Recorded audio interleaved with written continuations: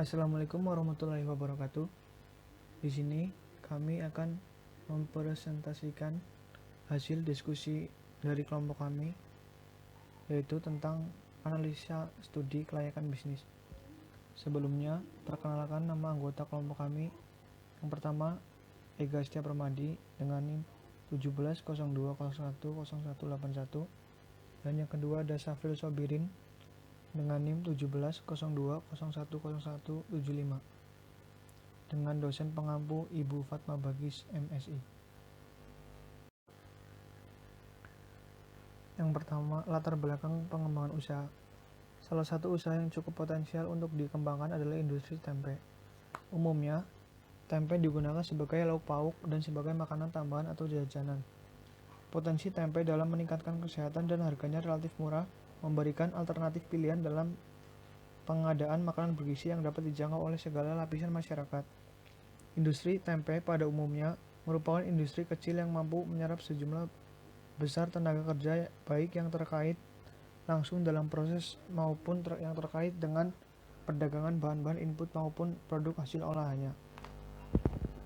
Industri tempe memiliki peran yang sangat besar di dalam usaha pemerataan kesempatan kerja, kesempatan usaha, dan peningkatan pendapatan. Bisa diperkirakan usaha ini dapat menarik berbagai konsumen mulai dari kalangan anak-anak, remaja, dewasa, dan lansia. Oleh karena itu, sekarang ini banyak orang yang mendirikan pabrik tempe. Pergeseran budaya membuat keberadaan tempe semakin diakui masyarakat. Usaha ini dilatar belakangi oleh semakin berkembangnya perekonomian di daerah Kecamatan Majenang. Hal itu membuat peluang bisnis tempe terbuka lebar seiring dengan taraf hidup masyarakat di Kecamatan Majenang. Banyaknya pekerjaan dan anak muda di Kecamatan Majenang tentunya membutuhkan ruang untuk mencari pekerjaan. Dan jawaban adalah dengan dibangunnya usaha pabrik tempe. Konsep usaha kami untuk merangkul semua kalangan mulai dari orang tua, pekerja, mahasiswa, dan yang lainnya untuk memproduksi pabrik tahu. Nama perusahaan pembuatan tempe Home Industry. Alamat perusahaan Jalan Apel nomor 14, RT 3 RW 2, Desa Jenang, Kecamatan Majenang, Kabupaten Cilacap. D. Gambaran bisnis. Sejarah singkat usaha pembuatan tempe Home Industry merupakan industri kecil yang bergerak pada usaha tempe yang menggunakan peralatan dan mesin tradisional.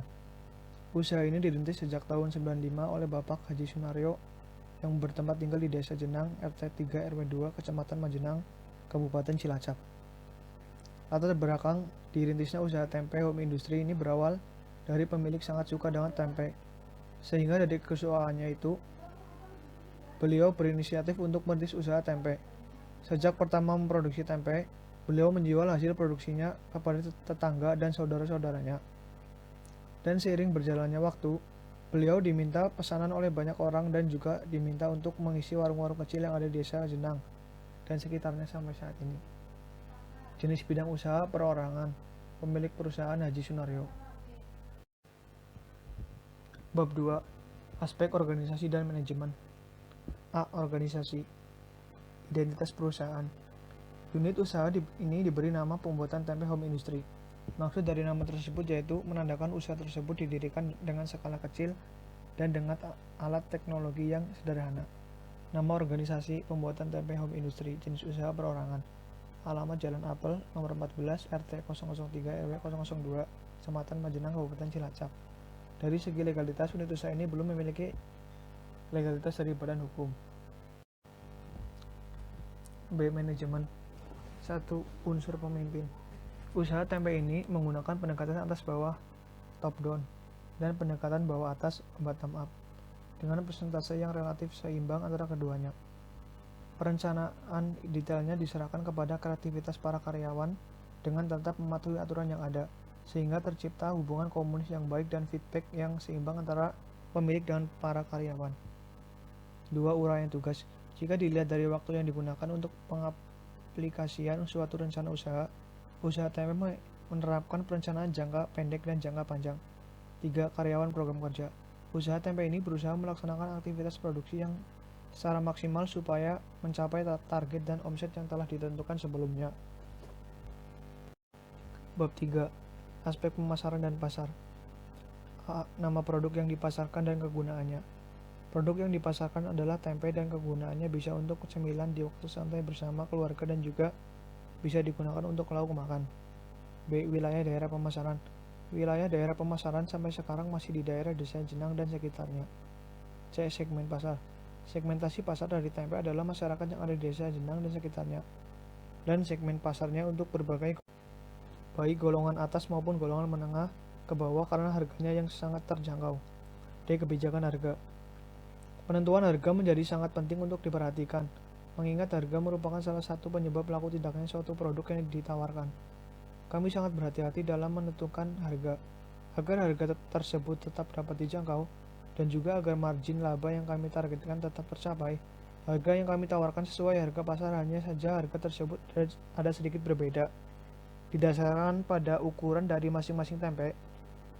Untuk satu bungkus tempe ukuran kecil yang dibungkus dengan daun pisang dengan berisi 2 buah tempe seharga 500, sedangkan tempe yang berukuran sedang dengan bungkus plastik seharga 4.000.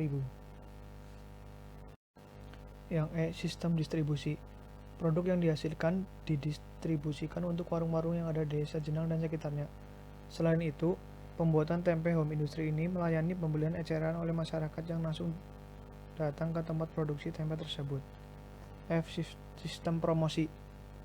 Tujuan dari promosi ialah menginformasikan segala jenis produk yang ditawarkan dan berusaha menarik calon konsumen yang baru. Terdapat 3 jenis promosi yang kami gunakan dalam mempromosikan tempe yang kami buat. 3 sarana tersebut ialah promosi penjualan, publisitas, dan juga penjualan sendiri. G. Permintaan produk. Permintaan adalah sejumlah barang yang dibeli atau diminta pada suatu harga dan waktu tertentu. Dapat diartikan permintaan produk akan terjadi jika konsumen antusias membeli terhadap produk yang ditawarkan. Maka dari itu, kami menetapkan harga dan meningkatkan kualitas produk supaya konsumen tertarik dengan merasa puas dengan produk yang kami tawarkan. H. Kesimpulan aspek pemasaran. Kesimpulannya, tempe itu makanan yang merakyat karena harganya sangat terjangkau. Bisa buat anak-anak, remaja, tua, muda, laki-laki, dan perempuan. Dengan meningkatnya pendapatan, aktivitas masyarakat, dan gaya hidup membuat tempe akan menjadi makanan pokok masyarakat. Selain itu, kedepannya tempe yang diproduksi bisa menjadi tempe nomor 1 di daerah Kecamatan Majenang, khususnya Desa Jenang. Pemesanan dari tempe ini semoga bisa lebih dari Kecamatan Majenang dan juga bisa menjadi terkenal luas tidak hanya di Kecamatan Majenang. Ya, bab yang selanjutnya yaitu tentang manajemen operasi. Proses produksi yang digunakan perusahaan adalah kontinu, di mana bahan mentah yang masuk proses produksi akan langsung dibuat menjadi produk jadi dan tidak menunggu mengerjakan yang lain. Jadi mulai pabrik berdiri selalu mengerjakan yang sama hingga prosesnya tidak pernah terputus dengan mengerjakan barang yang lain. Persiapan fasilitas produksi dilakukan sekali pada saat pabrik mulai bekerja. Sesudah itu, proses produksi berjalan secara rutin. Selanjutnya, teknologi produksi. Teknologi yang digunakan masih menggunakan teknologi tradisional dan mesin yang digunakan oleh perusahaan dalam melakukan kegiatan produksi, yaitu mesin giling. Kapasitas produksi dan rencana produksi. Kapasitas produksi tempe per hari yaitu dengan mengolah kedelai 20 kg yang dapat menjadi 75 bungkus tempe berukuran sedang dan 30 bungkus tempe berukuran kecil. Bahan baku dan bahan penolong. Bahan baku dari tempe yaitu kedelai dan bahan penolongnya yaitu ragi tempe.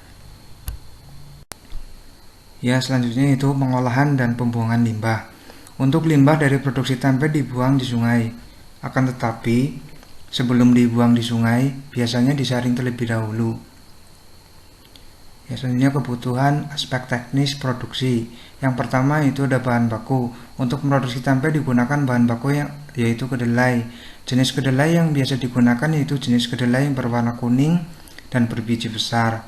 Kemudian dicampur dengan ragi untuk proses fermentasi.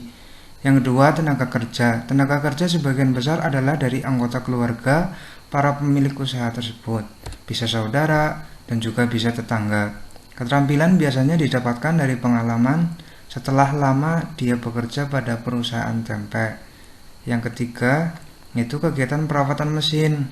Seorang teknis mesin yang ahli dalam bidangnya, teknis tersebut merupakan orang panggilan yang seumpama diperlukan jika ada kerusakan pada mesin produksi maupun yang lainnya.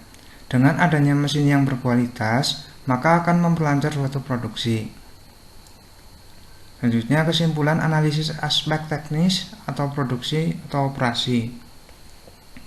Aspek teknis dan teknologi merupakan suatu aspek yang berkenaan dengan proses pengembangan proyek secara teknis, teknologi dan pengoperasiannya setelah proyek tersebut selesai dibangun.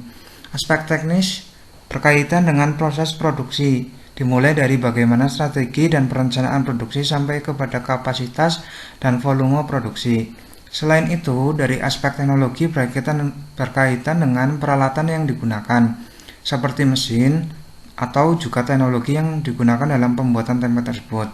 Tidak hanya itu, perencanaan letak usaha dan layout juga menjadikan bagian dari studi kelayakan bisnis, karena dalam membuat pabrik tersebut harus menentukan dengan baik ukuran pabrik yang harus dibangun.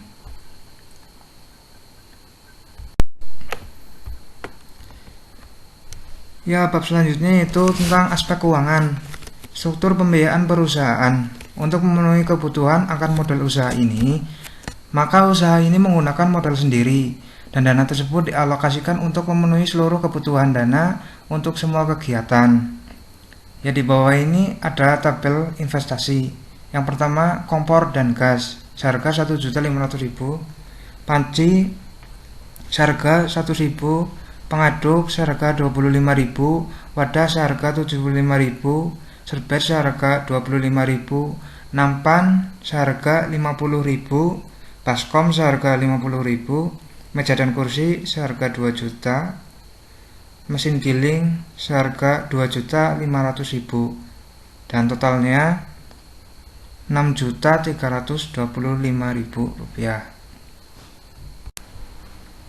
Total biaya operasionalnya yaitu biaya tetap ditambah biaya variabel. Jumlahnya itu 8.005.000. Pendapatan per bulan itu penjualan rata-rata per hari. Untuk tempe yang berukuran sedang laku 75 dan harganya 4.000. Jadi 75 kali 4.000 sama dengan 300.000.